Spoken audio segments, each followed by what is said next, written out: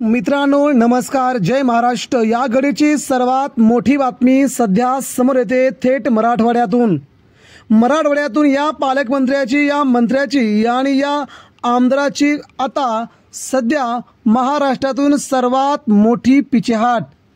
उद्धव ठाकरेंशी घेतलेला पंगा आता पडतोय महागात। पालकमंत्री त्यांच्याच मतदारसंघात लाखभर मतांनी पाठीमागे। ठाकरेंनी केलाय तानाजी सावंत यांचा राजकीय गेम। मित्रांनो नेमकी काय अपडेट? तानाजी सावंत यांची आमदारकी धोक्यात, मंत्रिपदही धोक्यात।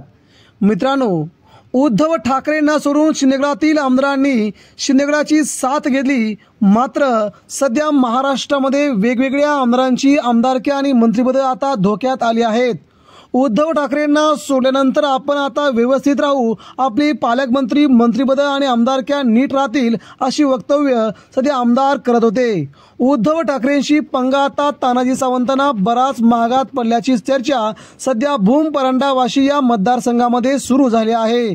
कारण की ज्या मतदारसंघाचे तानाजी सावंत प्रतिनिधित्व करतात त्याच भूम परांडा मतदारसंघातून तानाजी सावंत यांची जवळजवळ 81,000 मतांनी पिछेहाट झाली आहे।